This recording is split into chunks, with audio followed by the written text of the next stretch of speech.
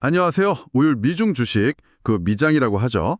여기에 투자할까? 아니면 한국 주식, 국장에 투자할까? 정말 많은 분들이 고민하시는 것 같아요. 네, 맞아요. 특히 작년에 미국 시장 좋았다가 또 올 상반기엔 한국 시장이 반등하기도 했잖아요. 그러니까 더 헷갈릴 수 있죠. 네, 그렇죠. 그래서 오늘 저희는 공유해 주신 그 미국 버스 한국 주식 투자 전략 해설 자료 있잖아요. 이걸 좀 깊게 파보면서 이 고민에 대한 실마리를 같이 찾아보려고 합니다. 바로 한번 시작해 볼까요? 좋습니다. 이 자료가 사실 투자의 아주 근본적인 질문을 다루고 있어요. 그러니까 어디에 또 어떻게 장기적으로 투자할 거냐, 이 민재에 대해서요. 근본적인 질문이요. 네. 특히 강조하는 게 개인 투자자가 가장 강력한 무기가 뭐냐, 바로 시간이라는 거거든요. 여러 데이터를 통해서 그걸 보여주고 있죠. 시간. 맞아요. 저도 그 부분이 되게 인상 깊었어요. 자료 보니까 투자는 그냥 종목 잘 고르고 타이밍 맞추는 게임이 아니라고 하더라고요. 그렇죠. 그게 아니라 네, 확률 높은 곳에 자산을 딱 두고 시간을 견뎌내서 노후를 준비하는 과정이다. 뭐 이런 얘기였죠. 특히 그 시장에 머무는 시간의 중요성, S&P 500 분석이 아주 구체적이었어요. 네. 그 분석 결과가 상당히 충격적일 수도 있는데요. 네, 어떤 결과였죠? 2003년부터 2022년까지요. 만약 1만 달러를 S&P 500에 넣어뒀다고 가정했을 때요. 그 기간 동안 최고의 거래일, 딱 열일만 놓쳤어도요. 네, 열일이요. 네, 그랬다면 최종 수익률이 절반 아래로 뚝 떨어진다는 거예요. 와, 절반이요? 열일 빠졌다고요? 네, 이게 숫자로 보면 더 와닿는데요.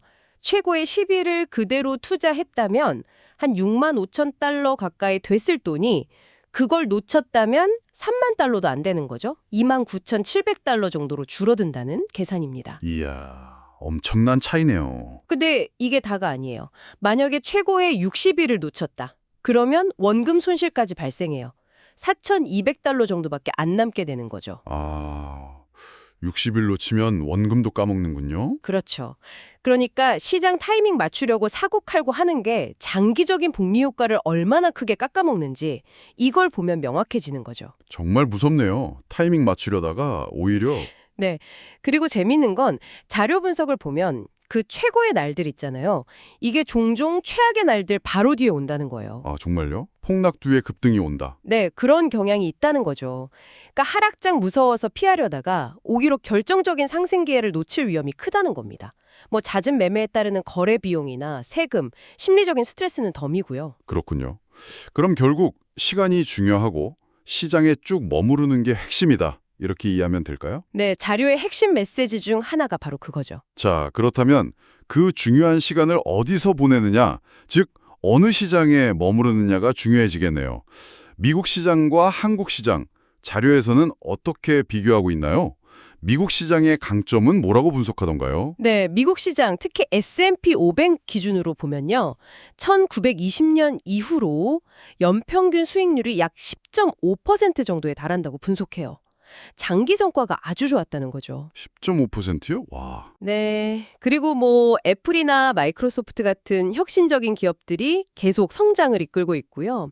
또 배당이나 자사주 매입 같은 주주원원도 굉장히 활발하다는 점을 높게 평가하고 있습니다. 주주환원, 그것도 중요하죠. 그렇죠. 기업이 번 돈을 주주에게 돌려주는 거니까요.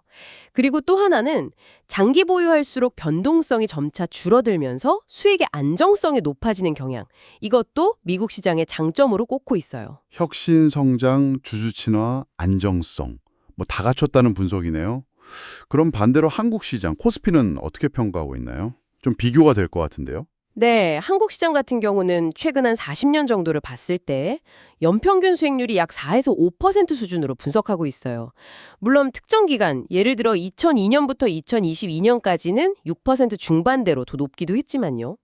그래도 미국보다는 좀 낮은 수준이네요. 네, 장기 평균으로 보면 그렇다는 거죠. 그리고 몇 가지 구조적인 특징도 지적하는데요. 특정 대기업에 대한 경제 의존도가 좀 높다는 점, 그리고 가끔씩 불거지는 정책 리스크나 지정학적 요인 같은 것들을 좀 한계로 보고 있습니다. 그런 부분들. 네, 그리고 주주환원도 상대적으로 좀 미흡하다, 이런 평가도 있고요. 장기 투자했을 때 변동성이 줄어드는 효과도 미국 시장보다는 좀 약하다, 뭐 이런 분석 결과를 제시하고 있습니다. 그렇군요. 그래서 전반적으로 보면 현재 구조상 장기 투자 환경으로서는 미국 시장이 좀 더 유리한 조건을 갖추고 있다. 이게 이 자료의 판단인 거죠. 성장성이나 안정성, 주주환원 여러 면에서 미국 시장이 더 낫다는 분석이군요. 그래서 이 자료가 최종적으로 제안하는 투자 전략, 방향은 뭔가요? 네, 결론은 이거예요. 미국 시장을 투자 포트폴리오의 어떤 핵심 축, 중심으로 삼으라는 거죠. 핵심 축이요? 네. 예를 들면 S&P 500이나 나스닥 같은 대표 지수를 따라가는 상품들, 아니면 이미 검증된 빅테크 기업들에 장기 투자하는 방식이죠. 아하. 그럼 한국 시장은요? 한국 시장은 약간 보조적인 관점에서 접근하라는 거예요. 대신에 그냥 아무거나 담는 게 아니라 좀 저평가된 우량주나 아니면 글로벌 경쟁력을 갖춘 수출주 중심으로 선별해서 분산 투자하는 거죠. 그러니까 미국 중심의 장기 투자에 한국은 선별적으로 추가하는 그런 그림이군요. 네, 맞습니다. 안정적인 성장을 추구하는 미국 투자를 기본으로 하고 한국에서는 기회를 잘 골라서 투자하는 그런 전략을 제안하고 있습니다. 네. 오늘 함께 살펴본 자료의 핵심 내용 한번 정리해 보겠습니다. 첫째, 장기 투자의 성패는 시장 타이밍을 맞추는 게 아니라 시장에 얼마나 오래 머무르느냐, 즉 시간에 달려있다 이거였고요. 네, 가장 중요한 포인트죠. 둘째는 공유해 주신 분석에 따르면 현재로서는 미국 시장이 성장성, 안정성, 또 주주 친화도 같은 면에서 장기 투자하기에 더 유리한 구조를 가지고 있다. 이런 내용이었고요. 네, 자료의 분석 결과가 그랬죠. 그래서 셋째, 이걸 바탕으로 해서 미국 시장을 중심으로 장기 투자를 하고 한국 시장은 선별적으로 분산 투자하는 전략을 고려해 볼 수 있다. 이렇게 정리할 수 있겠네요. 물론 이 모든 내용은 저희 의견이 아니라 당신이 제공해 주신 자료에 근거한 분석이라는 점 다시 한번 말씀드립니다. 네, 맞습니다. 여기서 마지막으로 스스로에게 한번 던져볼 질문이 있는 것 같아요. 질문이요? 네, 이 분석을 딱 놓고 봤을 때 과연 내 지금 투자 포트폴리오가 이 시간이라는 가장 강력한 무기를 잘 활용하고 있는가 하는 질문이죠. 그리고 또 내가 장기적으로 이루고 싶은 재정 목표에 지금 이 자산 배분 전략이 정말 맞는 방향인가 하는 고민이요. 내 포트폴리오가 시간의 힘을 잘 쓰고 있는지 내 목표와 맞는지 점검해 보라는 말씀이시군요. 그렇죠. 단순히 미국이냐 한국이냐 이런 이분법적인 선택을 넘어서요. 당신의 그 소중한 자산이 어디서 시간을 보내는 것이 과연 가장 확률 높은 결과를 가져다 줄 수 있을지 한번 깊이 생각해 보시는 건 어떨까 합니다. 이 질문을 마지막으로 남겨드립니다.